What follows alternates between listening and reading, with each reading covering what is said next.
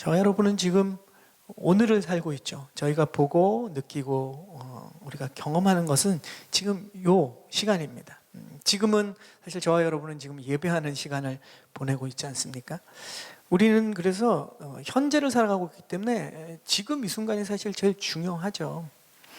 하지만 그러다 보면 가끔 지금 이 시간이 중요하기 때문에 오늘의 나, 이것에만 집중할 때가 있습니다. 그러면 놓치는 게 있죠. 오늘의 나를 있게 한 나의 과거를 우리가 간과할 수가 있다는 거죠. 오늘의 나만을 생각하고 우리가 살아가면 나를 있게 한, 지금의 나를 있게 한 주변의 사람들과의 또 관계와 그들과 맺었던 과거의 일들도 우리가 놓쳐버릴 수도 있습니다. 그러면 사실은 지금의 나를 온전하게 우리가 파악하기가 어려울 때도 있어요. 지금의 나는 과거의 나와 연결되어 있습니다. 그리고 과거의 내 주위 사람들과 그들과 또 맺었던 많은 일들과 또 관계들과 연결되어 있다는 것을 우리는 이해해야 합니다. 그 속에서 지금의 나를 우리가 파악하는 것도 굉장히 중요합니다. 과거에 좋았던 사건들 뿐만 아니라 우리에게는 과거에 또 안 좋은 기억들도 있죠. 아픔들도 있습니다. 그러나 이 모든 것을 포함해서 그 속에서 지금 현재의 나 자신을 또한 함께 발견할 필요가 있고 받아들일 필요가 있습니다. 물론 이 이야기는 우리가 과거에 얽매여 있어야 된다는 얘기는 절대로 아닙니다. 그것은 사실 더 큰 위험이죠. 과거에 나빴던 기억에 얽매여 있어도 현재 나에게는 그것이 큰 문제가 되는 경우도 많이 있습니다. 또 과거에 좋았던 시절에만 얽매여 있는 것도 사실 현재 나에게 오히려 문제가 됩니다. 우리는 오히려 그 과거의 기억을 넘어서기 위해서 과거를 우리는 생각해야 된다는 거죠. 지금의 현재의 나는 과거를 어떻게 받아들이느냐에 따라서 과거에 얽매여서 살아갈 수도 있고 또 과거를 딛고 현재를 변화시키면서도 살아갈 수 있는 것입니다. 현재 내가 과거에 연결되어 있다는 것을 우리가 기억하고 또 내 주변의 사람들과의 과거의 일들과도 연결되어 있다는 것을 우리가 깨달아야 합니다. 그리고 현재의 나 자신에 대해서 그러한 것들을 종합적으로 우리가 좀 바라보고 올바르게 반응하면서 살아가는 것, 이것이 우리에게 되게 굉장히 중요한 지혜인 거죠. 오늘 그러한 한 사람이 이제 소개가 됩니다. 우리는 이제 느헤미야를 보게 되는데 그는 사실 자신의 지금 현재만을 바라보지 않았어요. 지금 현재에서 자신의 과거와 또 자신과 연결된 사람들, 특별히 자신의 민족 그리고 고통받는 사람들과 연결돼서 그가 반응하는 내용들이 바로 느헤미야의 시작부터 느헤미야의 마지막 장까지 이어지는 내용입니다. 그가 어떻게 반응하고 있는가? 우리가 1절과 2절을 한번 다시 읽어볼까요? 우리 1절, 2절을 읽어보겠습니다. 시작. 하가랴의 아들 느헤미야의 말입니다. 아닥사스다 왕 20년 기슬로월에 내가 수산성에 있을 때에 내 형제 가운데 하나니가 몇몇 사람들과 함께 유다에서 왔습니다. 그래서 나는 포로로 잡혀오지 않고 그곳에 남아있는 유다 사람들의 안부와 예루살렘의 형편을 물었습니다. 이제 오늘부터 우리 느헤미야서를 이렇게 쭉 말씀을 나눌 텐데 먼저는 이 느헤미야의 개인의 과거와 또 과거와 연결된 사람들을 살펴보기 전에 느헤미야서라는 성경에서 이 느헤미야서가 그냥 동떨어져 있는 이야기가 아니지 않습니까? 성경에서 쭉 그 느헤미야서가 오기까지의 그런 연결된 과거들을 우리가 먼저 좀 어떻게 이어지는지 그 흐름 가운데 한번 우리가 느헤미야서는 성경 전체에서 어떤 위치를 차지하고 있는가 우리가 잠깐 살펴보려고 합니다. 우리가 아는 것처럼 창세기의 성경의 시작은 하나님께서 인간을 창조하시고 인간과 함께 아주 아름다운 계획을 세우셨죠. 하나님이 세우신 이 하나님이 사랑하시는 인간과 함께 이 땅을 어떻게 인간들이 잘 다스리고 또 축복을 누릴 수 있는지에서 하나님은 완전한 퍼펙트한 계획을 세우셨습니다. 그러나 우리가 아는 것처럼 인간은 곧바로 하나님을 버리고 자신들이 하나님이 되려고 한 거죠. 그 위치에 자리에 앉기 위해서 죄를 범하게 됩니다. 그래서 인간은 타락하게 되고 죄의 결과로 어떻게 됩니까? 하나님과 단절되고 에덴 동산에서 쫓겨나 인간들만의 세상을 만들지 않습니까? 그러나 인간들이 만든 그 세상에서 이것은 하나님이 꿈꾸셨던 그런 온전한 세상이 되지 못했습니다. 그래서 결국은 그 깨어진 세상에서 인간들이 경험하는 것은 수많은 고통들이죠. 그런 인간의 비참한 결과 이후에도 하나님은 어떻게 성경에서 반응하십니까? 그러한 인간들을, 고통 가운데 있는 사람들을 하나님은 포기하지 않으시고 그 사람들에게 찾아오십니다.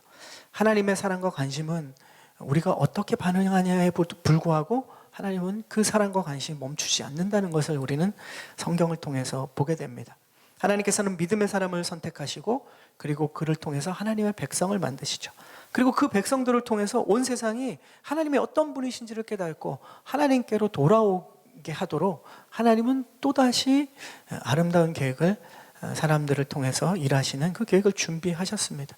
우리가 아는 것처럼 그 믿음의 조상이 바로 아브라함이었죠. 그리고 아브라함을 통해서 하나님의 백성인 이스라엘을 택하셨습니다. 그들은 이집트에서 커다란 민족을 이루었지만 여전히 세상의 노예로 고통받으면서 살고 있었죠. 우리가 여호수아를 시작하면서 전에 이 출애굽 상황들을 잠깐 나눴습니다. 그렇게 그들이 대를 이어서 노예로 살다가 결국 노예로 죽을 운명이었어요. 그것은 변함없는 사실, 기정된 그들의 사실이고 결과였습니다. 이것은 이스라엘뿐만 아니라 사실 모든 인간의 운명도 동일한 것이죠. 세상에서 종로로 타다가 흙에서 와서 흙으로 돌아가고 먼지처럼 이 땅을 떠날 때 사라져버리는, 이것이 인간의 마지막이 이와 같았습니다. 그런데 하나님께서는 어떤 일을 하십니까? 그러한 하나님이 세우신 백성들이 이제 그 노예 생활에서 해방시켜 주세요. 그리고 뿐만 아니라 그들에게 꿈꿀 수 없었던 새로운 땅, 약속의 땅을 그들에게 주십니다.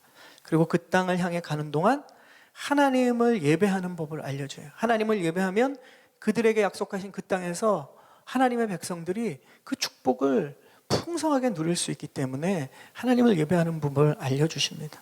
그게 지금 저희가 8월 중에 계속 지금 묵상하고 날마다 큐티하고 있는 레위기가 바로 그 내용이죠. 하나님을 알고 하나님을 어떻게 예배하고 하나님과 어떻게 동행하며 사는 것이 사실 우리에게 주어진 하나님이 약속하신 그 축복을 풍성하게 누리는 방법들입니다.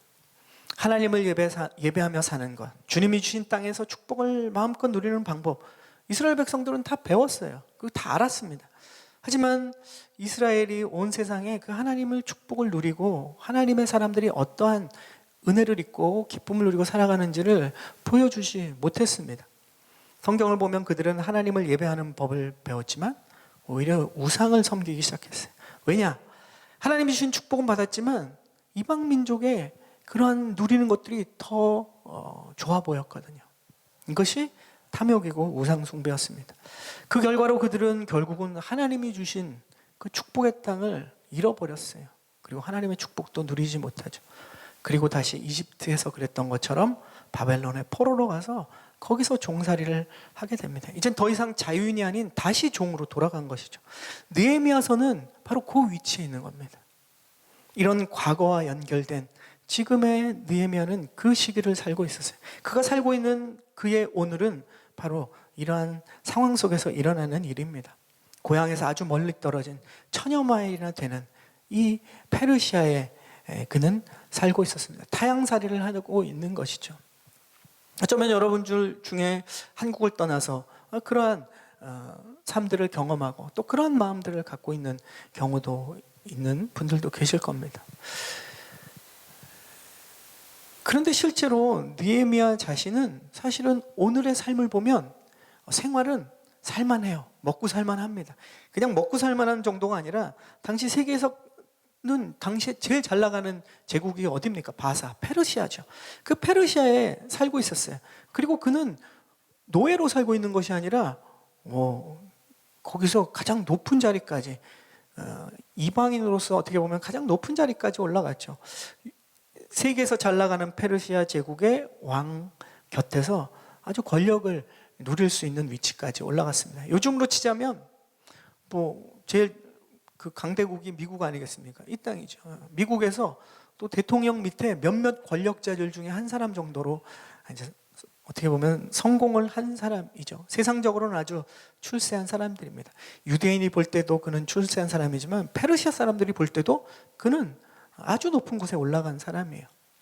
근데 오늘 말씀에는 무엇을 보여줍니까? 그의 현재의 세상적인 위치는 이래요. 그런데 그의 오늘을 살아가면서 그는 나타나는 모습은 그냥 우리가 눈으로 보는, 겉으로 보는 그 모습이 아닙니다. 오늘 말씀에 보여주는 것은 느헤미야가 그런 위치에 만족하지 않았다는 거예요. 왜냐? 그의 과거와 연결된, 또 그의 민족과 연결된 그 모든 것들을 그는 통합적으로 볼 수 있는 믿음의 눈이 있었습니다. 그래서 지금 현실에 눈에 보이는 그 위치에 그가 만족하지 않았다는 거죠. 그의 관심은 세상 출세가 아니라 자신과 연결된 과거, 그리고 자신의 과거와 연결된 사람들, 그들에 대한 것입니다. 이 낯선 땅에 살면서 느헤미야는 자신의 그렇게 연결된 사람들을 잊지 않았다는 것이 오늘 성경의 느헤미야서의 시작이고 느헤미야서의 끝까지 한결같은 메시지입니다. 자신과 연결된 자신의 사람들의 상황을 잊지 않았다. 특히 지금 현재에는 이 지역적인 관계나 환경적인 관계가 이제 전혀 없어져 버린 사람이에요. 느헤미야가 지금 1000마일이나 떨어져 있는 곳에 있는 사람입니다. 연결돼 있지만 사실 지금 현재는 연결되지 않아요. 연결돼 있지 않아요. 그런데도 저 멀리 예루살렘에 살면서 고통당하는 자신의 민족에 대해서 잊지 않았습니다. 왜냐? 하나님의 마음이 거기 있거든요. 그리고 그 사람들을 향한 하나님의 마음을 예레미야가 알고 있기 때문에, 그것을 그가 함께 느끼고 있기 때문에 이렇게 반응할 수 있는 것입니다. 느헤미야는 포로로 잡혀오지 않고 그곳에 남아있던 이스라엘 사람들이 어떻게 지내는지를 우리가 이 말씀에 보면 안부를 물어봅니다. 그들이 정말 잘 지내고 있는지가 그의 관심에는 굉장히 궁금했어요. 왜냐? 하나님이 그 마음을 그에게 주셨기 때문에 그런 거죠. 느헤미야는 그렇게 자신과 다른 상황에 처해 있는 사람들을 향한 안타까운 마음이 있었습니다. 이건 느헤미야의 모습을 통해서 하나님께서 저와 여러분에게 하시는 동일한 말씀인 거예요. 우리에게 이 마음이 있는지를 하나님은 물어보십니다. 우리가 주위 사람들을 보면 뭐 상황도 다 다르죠. 환경도 다 다릅니다. 하지만 어떻게 보면 다 힘들다 그래요. 그리고 실제로 다 힘듭니다. 저도 기도 제목들을 들어보면 종류들은 달라요. 근데 절대적인 기준으로 어떤 분의 기도 제목은 더 힘들고 어떤 분의 기도 제목은 덜 힘들다라고 얘기할 수가 없습니다. 왜냐하면 그 기도 제목과 그 문제와 어려운 상황을 가지고 있는 성도님들은 자신이 느끼기엔 이게 정말 큰 문제거든요. 내가 제일 힘든 것 같지만 어떻게 보면 사실은 모두가 다 힘든 것은 똑같습니다. 내가 볼 때 어떤 사람은 다 괜찮아 보여요. 편안해 보여요. 하지만 건강 때문에 힘든 분도 계십니다. 내가 볼 때 어떤 사람은 참 잘 지내는 것 같아요. 그런데 실상은 보면 그가 가진 마음의 불안과 두려움과 걱정 때문에 너무너무 힘들어하는 분도 계세요. 또 우리가 볼 때 어떤 사람은 그 형편이 괜찮아 보여요. 오히려 그 형편을 부러워해요. 그런데 가까운 사람과 관계 속에서 그 관계가 깨어져서 이것은 육신의 고통보다 더 큰 고통을 받고 있는 사람들도 우리는 보게 되지 않습니까? 누가 더 고통을 받느냐? 이것은 정말로 상대적인 것 같아요. 모두가 사실 다 어려움을 갖습니다. 상황이 달라서 그렇지 괜찮아 보이는 것 같아도 우리 각자가 나름대로 고충이 많은 거죠. 뭐 직장에서도 그런 얘기 하지 않습니까? 직원이 보면 이 사장님은 참 좋아 보이고 편해 보일지 몰라도 사장님 나름대로 더 힘든 일도 있어요. 학생이 보면 이제 그 학생 졸업하고 취업한 직장 선배님들 보면, 저희 청년부에도 보면 되게 부러워합니다. 이제는 좀 뭔가 한 단계를 넘어서고 한 단계가 풀린 것 같거든요. 그런데 더 힘들고 어려운 부분도 있어요. 뭐 여러분도 경험하시지 않습니까? 부모와 자식도 사실은 서로가 보면 그래요. 부모가 볼 땐 자식이 참 편한 것 같은데 자식들 고충 들어보면 어떻게 보면 부모님보다 더 힘들 수도 있고, 반대로 자식들을 볼 때는 부모님은 많은 경험을 하고 이제 안정된 것 같은데 부모님은 사실 더 힘든 부분도 있지 않습니까? 우리가 느헤미야처럼 주위의 사람들을 살피고 걱정하는 마음을 가질 때 하나님께서는 우리를 통해 그 부분을 회복하실 계획을 세우시는 거예요. 하나님께서 우리를 회복의 도구로 그럴 때 아름답게 사용하시는 겁니다. 하나님께 쓰임받는 사람들의 시작은 항상 이래요. 다른 사람들을 향한 마음을 먼저 가질 때 하나님은 그 사람을 사용합니다. 마음이 없는 사람은 하나님이 사용하실 수가 없어요. 느헤미야가 바로 지금 이제 하나님의 그 마음을 가지고 하나님께 쓰임받는 것이 느헤미야서의 시작입니다. 이제 느헤미야는 사람들을 걱정하고 나서 어떤 반응을 보이는지가 오늘 말씀에도 나옵니다. 우리 4절 말씀을 함께 읽어볼까요? 4절 말씀 우리 읽어보겠습니다. 시작. 나는 이 말을 듣고 그만 주저앉아 울고 말았습니다. 나는 몇 날 며칠 동안 슬픔에 잠긴 채 금식하면서 하늘의 하나님 앞에 기도하며. 자, 느헤미야는 지금 예루살렘의 상황이 어떤지 자신의 이 가족인 하나님으로부터 얘기를 듣게 됩니다. 예루살렘의 상황이 어떤가 보니까 너무 비참한 상황이에요. 그는 4절에 우리가 읽은 말씀에 보면 어떻습니까? 그만 주저앉아 울고 울었다 이렇게 나왔죠. 느헤미야가 운 것은 자신의 어려움 때문에, 자신의 문제 때문에 지금 울고 있는 것이 아닙니다. 자신과 직접 지금 환경적으로 상황적으로 연결된 사람들도 아니에요. 어떻게 보면 자신의 과거와 연결된 사람들이죠. 그러나 현재 자신과는 뗄 수 없는 사람들이라는 것을 느헤미야의 반응을 보면 알 수 있습니다. 그들을 위해서 느헤미야는 울었습니다. 그리고 보면 오늘 잠시 감정에 휩싸여서 울고 그친 것이 아니라 뒤에 보니까 운 다음에 몇 날 며칠 동안 슬픔에 잠겼다라는 거죠. 우리가 어떤 슬픈 소식을 들으면 잠깐 우리가 울컥할 수는 있어요. 그러나 그때뿐인 경우도 많죠. 지나가 버리면 금방 잊어버려요. 누군가의 아픔과 고통의 이야기를 들을 때 우리가 그날 그 감정으로 그냥 끝나버릴 때도 있죠. 지난주에 우리가 이 캐나다 원주민들이 얼마나 상처받은 그 역사가 있는지를 봤을 때 뭐 많은 성도님들이 이렇게 감동하고 안타까워하는 마음들을 봤습니다. 근데 그게 그때로 끝나는 때가 우리 안에 많다라는 거죠. 느헤미야를 보면 잠시 감정에 휩싸여서 울고 그친 것이 아니라 그 뒤에 보니까 몇 날 며칠 동안 슬픔에 잠겼다. 여러분은 요즘 이렇게 내 삶의 주변의 사람들을 향한 이러한 안타까운 마음들이 어떠신지 궁금합니다. 저도 말씀을 준비하면서 내 주변의 사람들한테 내가 요즘 얼마나 안타까워하는 마음이 있는가를 묵상하고 고민하게 됐습니다. 여러분의 가족에게 안타까워하는 마음을 가지신 적이 최근에 언제 계십니까? 교회 성도들을 향해서 안타까워하는 마음을 가지신 적은 최근에 언제이신지 궁금합니다. 일터에서 만나는 사람들한테 그들을 정말로 하나님이신 마음으로 안타까워하는 마음이 내가 가지고 있었던 적이 기억이 언제가 마지막인가?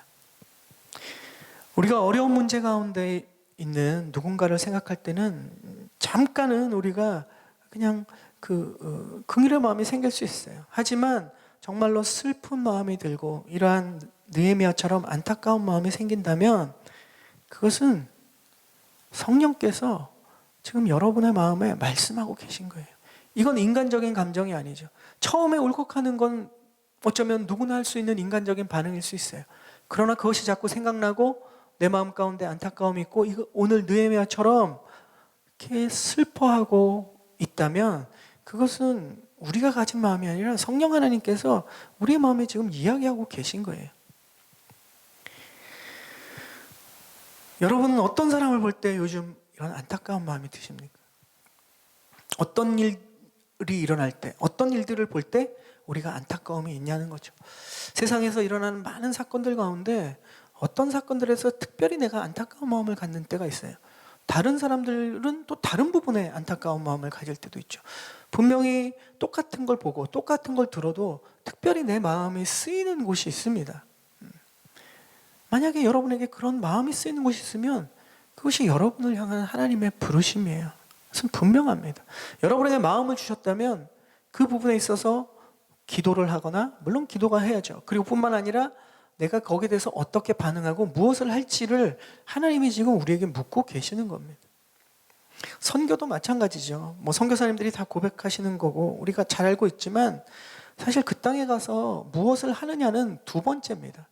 무엇을 하기 위해서 선교를 가면 100% 실패하잖아요. 그런 이야기들을 우리가 많이 듣게 되지 않습니까? 먼저는 그 땅의 영혼들을 향한 하나님의 안타까운 마음을 먼저 갖고 선교사님들은 부름을 받습니다. 나와 직접적인 이익관계도 없고 심지어는 한 번도 가본 적이 없는 나라인데 한 번도 본 적이 없는 사람들인데 그들을 향한 안타까운 마음이 생기는 거예요. 이건 본인이 만든 마음이 아니지 않습니까? 성령님께서 그 사람에게 지금 마음을 주시는 거죠. 그 마음을 가진 사람이 선교를 하는 겁니다.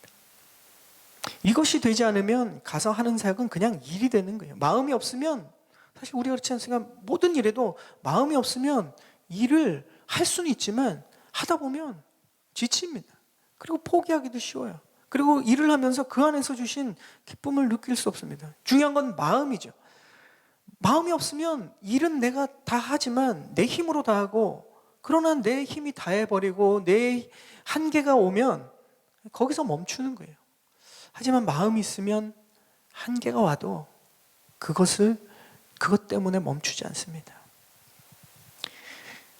오히려 한계 속에서 하나님을 더 기대하게 되죠. 그래서 우리가 가져야 되는 것은 뭐냐? 하나님 주시는 마음이에요. 또 우리에게 하나님이 어떠한 부분에 있어서 우리는 부담감이라고 얘기하죠. 교회에서 특별한 부담감을 주시면 하나님이 그 부분에 대해서 우리에게 부르심을 주는 거예요. 우리는 그 성령의 음성에 민감해야 됩니다. 특별히 이번 한 주간 저희 이제 내일 교회 선교 팀이 캐나다 원주민들을 향해서 아울리치를 떠납니다. 아울리치 팀원들이 계속 준비하면서 우리가 나눈 것은, 중요한 것은 일에 대한 것보다 먼저 그 땅의 영혼들과 선교사님에 대한 마음인 거예요.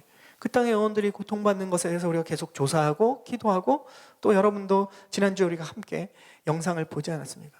이번 선교 사역은 더더욱 그래야 되는 것 같아요. 왜냐하면 우리가 쭉 매년 해왔던 IT나 멕시코 사역과는 또 좀 다른 것 같습니다. IT나 멕시코 사역에는 우리가 몸으로 힘써 일해야 되는 것도 굉장히 많았었죠. 그런데 이번 캐나다 원주민들을 위한 곳에서는 특별히 그들의 깨어진 마음과 상처받은 마음, 그것이 또 캐톨릭 거기서도 나오지만 캐톨릭 사제들을 통해 자행되었던 그 많은 그런 폭력과 고통들에 대해서 그분들의 마음을 먼저 알아주는 게 필요하죠. 단순한 그냥 불쌍한 마음이 아니라 진짜 하나님이 주시는 마음을 가져야 되는 것입니다. 그리고 그들의 영혼들을 봐야 되는 거죠. 그들의 상처들을 봐야 되는 겁니다. 이렇게 아울리치 팀이 섬기고 올 수 있도록 계속 준비하고 있지만, 또 이곳에서 남아서 기도하시는 성도님들도 그 기도를 하는 거예요. 선교 기도에서 우리가 한 달에 한 번씩 계속 하면서 우리가 맨 먼저 항상 언급하는 게 뭡니까? 하나님의 마음으로, 우리가 중보는 하나님의 마음으로 기도해야 되는 거예요. 그 마음을 알지 못하면, 그 마음을 받지 못하면 우리의 기도는 허공에 그냥 떠도는 소리밖에 안 되는 거예요. 그래서 우리는 항상 그런 중보 기도를 할 때 그 사람과 그 형편들에 대한 하나님의 마음을 얻게 해달라고, 하나님의 마음을 알게 해달라고 우리가 기도하는 이유도 거기에 있습니다. 성도님들도 이번 한 주간 그렇게 하나님의 마음을 가지고 기도해 주실 걸로 믿고, 또 아울리치 팀원들을 파송하기를 기대합니다. 예수님께서 하늘에서 이 땅에 오신 최초의 선교사이다, 하늘나라에서 이 땅에 오신 최초의 선교사이다, 이런 이야기를 성도님들은 들어보셨을 겁니다. 예수님께서는 사실 이 땅에 오시면 죽을 운명이었어요. 이미 결정난 일입니다. 죽기 위해서 오신 것이죠. 이 땅에서 죽을 수밖에 없고 저주받을 수밖에 없는 세상 사람들을 사랑하고 그들을 살리기 위해서 예수님은 죽으러 이 땅에 오신 선교사인 것이죠. 이 땅에서 죽을 수밖에, 저주받을 수밖에 없는 그런 운명에 놓인 저와 여러분을 포함한 모든 사람들, 이들을 향해서 주님이 가진 마음이 무엇입니까? 바로 안타까운 마음이셨잖아요. 그리고 우리를 살리기 위해서 예수님은 그 안타까운 마음을 가지고 이 땅에 오시고 죽으셨습니다. 이 땅에 오셔서 고통받는 사람들을 보시고 예수님은 민망히 여기셨다라고 얘기하셨습니다. 그들에게 뭔가 도움을 주기 전에 먼저 예수님은 그 고통받는 사람들을 향한 안타까운 마음들이 있었다라는 거예요. 이 마음은 깊은 슬픔을 가지고 있는 거죠. 예수님께서는 마음 깊은 곳으로부터 멸망을 향해 가는 모든 사람들, 저와 여러분을 향해 예수님은 먼저 슬퍼하셨습니다.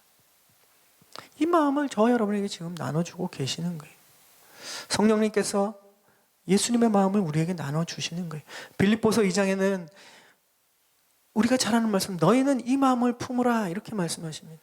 그 마음은 뭐냐? 도대체 우리에게 말씀하시는 마음은 무엇이냐? 우리가 어떤 마음을 가져야 하느냐? 그리스도의 마음이다라고 성경은 이야기하십니다. 하늘의 모든 보좌를 버리시고 이 땅에 종으로 오셔서 십자가에 죽기까지 낮아주시고 우리를 사랑하신 그 마음을 그리스도인들이 품을 때 비로소 우리를 통해서 하나님의 일은 시작된다는 거예요. 우리는 또한 느헤미야의 모습을 보면서 그러한 예수님을 묵상할 수 있습니다. 느헤미야는 지금 하나님께서 주시는 마음으로 슬퍼하고 있습니다. 그래서 이렇게 처음에 사실 감정에 엮여서 그냥 울고 안타깝다 그러고 끝내버린 게 아니에요. 하나님의 마음으로 오랫동안 슬퍼했다라고 성경은 얘기합니다. 그리고 또 보면 오랫동안 슬퍼하고 그냥 끝낸 것이 아닙니다. 감정적으로 하나님의 마음을 받았을 때 그 마음을 받고 그냥 끝난 것이 아니라 그는 이제 금식하면서 기도했다라고 성경은 이야기합니다. 그것이 이제 그의 기도의 내용이 6절의 이하의 말씀인데 우리 6절만 함께 읽어보겠습니다. 우리 6절 말씀 함께 읽겠습니다. 시작. 주의 종들인 이스라엘 백성들을 위해 주의 종이 밤낮으로 주 앞에 기도하니 주께서는 귀를 기울이시고 눈을 뜨사 이 기도를 들으소서. 저와 제 조상의 집을 비롯해 우리 이스라엘 족속이 주님을 거역했던 죄를 고백합니다. 자, 기도하는 사람은 특별히 누군가를 위해서 중보기도 할 때는 우리 안에 성령님의 마음이 있다고 말씀을 드렸습니다. 성령님의 마음은 안타까워하는 마음이죠. 슬퍼하는 마음이죠. 애통해하는 마음입니다. 그리고 중보기도를 하는 우리 모든 기도자의 마음이어야 된다는 거죠. 우리가 생활 속에서 어떻게 성령님과 동행하며 살 수 있는가? 우리는 성령님이 내 안에 계시다, 나와 함께 하신다라는 것을 우리는 머리는 알고 있습니다. 때로는 근데 우리의 감정이 느껴지지 않을 때도 많아요. 그래서 진짜로 성령님 지금 나와 함께 하고 계신가? 이 증거를 찾으려고 하죠. 그래서 어떤 사람들은 방언을 하고 있으면 이 성령님의 하나의 또 증거니까 성령님이 내가 성령을 받았고 성령 안에 있다라고 이야기합니다. 아니면 어떤 특별한 기적이나 특별한 역사들이 나타나는 것을 봐야 성령님이 나와 함께 하시구나 이렇게 얘기합니다. 그러나 우리가 아는 것처럼 그것은 우리의 일상 속에서 성령님이 쭉 우리와 동행하시는데 그것을 경험할 수 있는 것이 계속적으로 우리 안에 일어나는 건 아니잖아요. 그런 현상이 일어나는 것을 통해서 우리가 성령님이 내 안에 계시고 나와 동행하신다는 것을 만약에 파악하고 깨닫는다면 우리는 성령 하나님이 나와 동행하신다는 것을 항상 함께 하신다는 것을 우리가 경험하고 알 수 있는 기회가 너무너무 적습니다. 성령님이 여러분 안에 함께 계시고 어떻게 동행하고 계시는가? 우리가 생활 속에서 어떻게 성령님 하나님과 동행하면서 살 수 있는가? 이것은 두 가지예요. 오늘 말씀에 비추어 보면 저와 여러분이 살아가면서 내 안에 사람들을 향해서 그러한 안타까워하는 마음, 슬퍼하는 마음이 있는가? 그리고 또 한 가지, 그 마음이 하나님이 나에게 주시면 그 마음으로 내가 그들을 기도하고 축복하고 있는가? 이것이 있다면 저와 여러분 안에 지금 성령 하나님이 어떠한 것보다 더 놀랍게 지금 역사하고 살아계신 겁니다. 아멘? 고린도전서에 말씀하고 있잖아요. 진짜 성령님의 역사는 뭐냐? 우리 안에 사랑을 주시고 그 사랑을 통해서 이러한 일들이 우리 안에 일어날 때 그것이 성령의 가장 놀라운 열매고 놀라운 역사라는 거죠. 이것이 빠지면 아무것도 아닙니다. 사랑이 없으면 아무것도 아닙니다. 하나님의 그 마음이 없으면 아무것도 아니다는 것을 성경은 밝히 이야기하고 있습니다.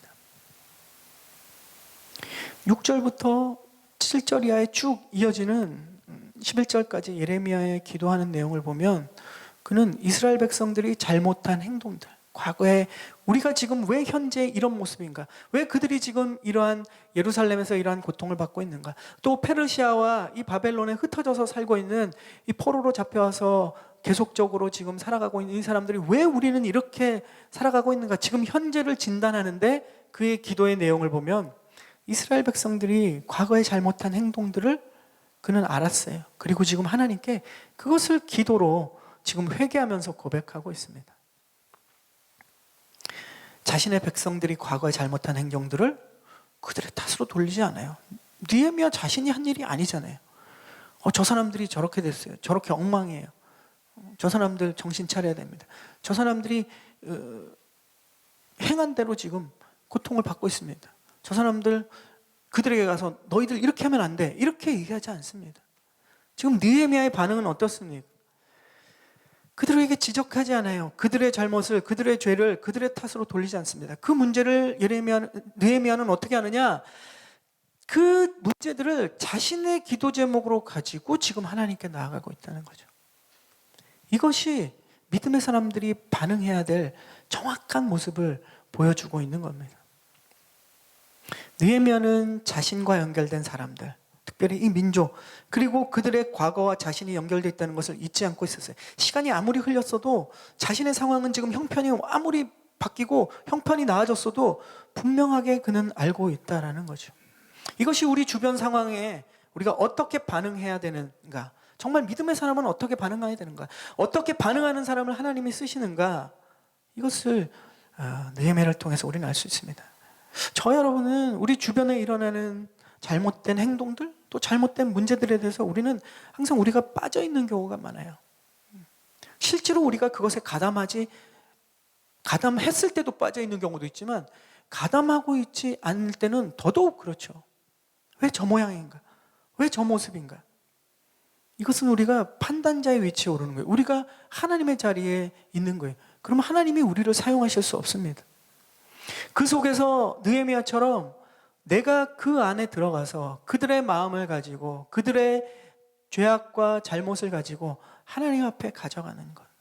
사실 예수님이 하신 사역이 그것이고, 그리고 저와 여러분이 그리스도를 닮은 그리스도인으로서 해야 되는 일이라는 거죠. 그런 사람들을 하나님은 사용하시고 그들의 기도를 통해서 하나님이 일하십니다. 이 땅이 무너지고 썩어갈 때 하나님이 찾으시는 사람은 그 하나님의 마음을 가지고 하나님 앞에 그 문제를 가지고 회개하며 나아가는 그 사람을 찾으시는 거예요. 세상적으로 지혜 있어서 해결할 사람을 찾는 것이 아니라 하나님의 마음을 가지고 하나님의 백성을 찾으십니다. 그 백성이 겸비해서 하나님께 그 문제를 가지고 하나님 앞에 기도할 때 하나님이 들으시고 그 땅을 고치는 거예요. 저 여러분을 그 자리로 초대하고 계시는 겁니다. 이것이 기도의 어떻게 보면 가장 큰 비밀이고 가장 큰 능력이죠. 성령님께서는 저와 여러분 안에서 역사하고 계시고 역사하시기를 원하세요. 주님은, 성령님은 우리 안에서 역사하기를 원하시는데 그럼 우리가 준비해야 되는 것은 무엇이냐? 세상적인 스펙? 이거는 두 번째예요. 어떻게 보면 제일 뒤쪽입니다. 제일 중요한 것은, 또 우리가 제일 힘든 것은 뭐냐? 바로 하나님의 마음을 가지고 함께 그것을 안타까워하는 마음을 갖는 사람을 통해서 하나님은 일하시지 않습니까? 그리고 그 문제를 가지고 하나님 앞에 회개하며 자신의 문제로 가지고 나아가는 사람, 그 사람을 통해서 하나님의 일은 시작됩니다. 이것이 빠진 사람을 통해서 그 사람이 사람의 열정으로 열심히 일하면 나중에 보면 하나님이 더 힘드세요. 그런 사람은 제어가 안 됩니다. 자신의 노력과 자신의 힘으로 자신이 가진 것으로 하기 때문에 하나님에 대한 일이라고 하고 하나님을 위해서 한다고 하지만 결과는 항상 좋지 않아요. 왜냐? 하나님의 마음에 빠져 있고 하나님 앞에 그것을 끌어안고 하나님 앞에 드리는 기도를 통하지 않은 일들은 처음에는 추진력이 있을 수도 있어요. 남들이 볼 때, 세상이 볼 때 좋아 보일 수도 있어요. 그러나 반드시 그 열매들은 항상 문제가 생깁니다. 그 안에 생명이 없기 때문에 그 열매는 겉으로 보기에는 열매 같지만 생명이 없어요. 죽은 열매이기 때문에 그렇습니다. 성령님은, 그래서 하나님은 우리에게 이 마음을 주시길 원하세요. 그리고 이 기도할 수 있는 마음을 우리에게 주십니다. 그리고 기도의 자리로 우리를 이끄세요. 하나님께서 우리에게 이러한 마음을 주실 때 우리가 이것을 그냥 이 촉이 있어야 돼요. 우리의 영혼이 민감하고 우리의 양심이 민감해서 하나님이 그런 마음 주실 때 이것을 우리가 붙잡아야 됩니다.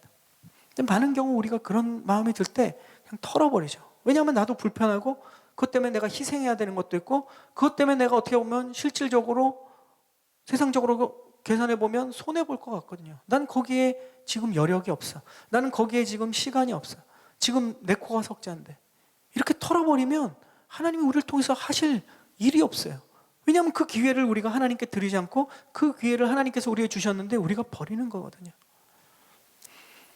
성령님께서 저와 여러분의 마음에 그러한 안타까운 마음과 중보기도의 마음과 또 우리를 통해 하나님이 일하고자 하시는 하나님의 계획들, 부르심이 있을 때 그것을 털어버리지 않기를 원합니다.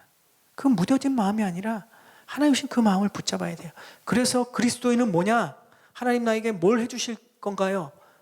급박할 때는 그럴 수도 있어요. 그러나 우리가 지금 고린도후서 때 계속 얘기하죠. 어린아이들이 그렇게 하는 거예요. 어린아이들의 믿음이 그런 거예요. 우리가 하나님을 경험하기 시작하면 하나님은 우리를 자꾸 자라게 하십니다. 자라가면 어떠냐?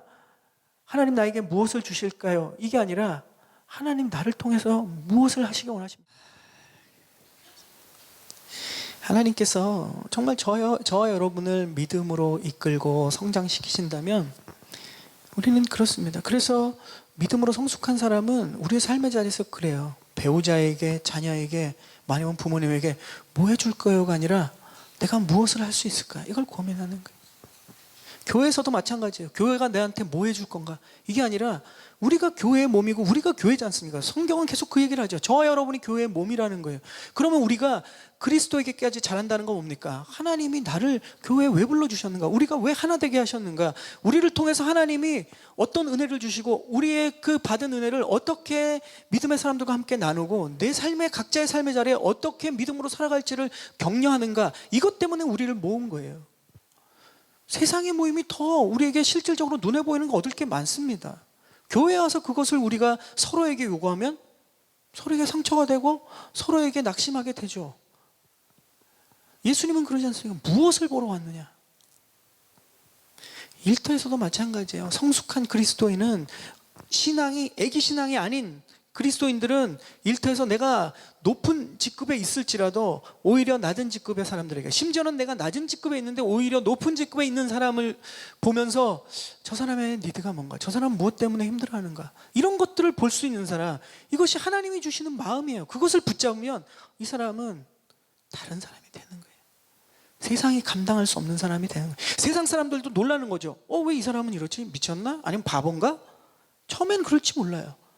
그러나 왜 그렇게 그 사람이 반응하는지를 볼 때 그 안에 예수 그리스도를 발견하면 이것이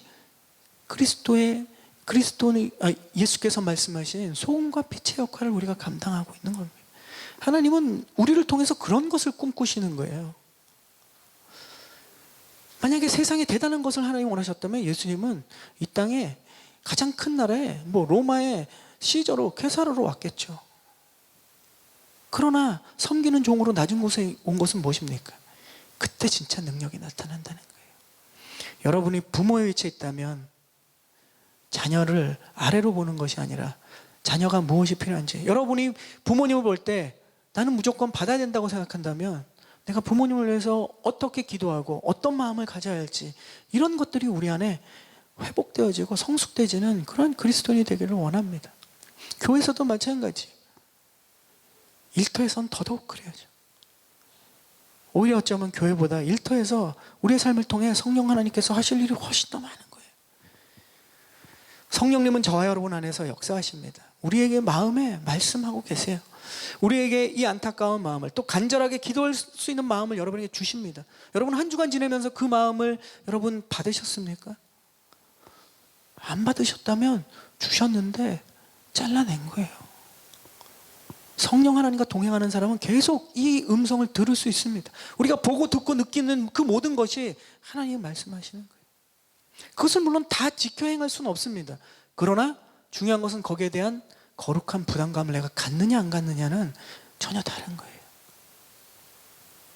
우리에게 이 마음을 주실 때 우리가 이 마음이 무뎌지지 않기를 주님의 이름으로 축복합니다.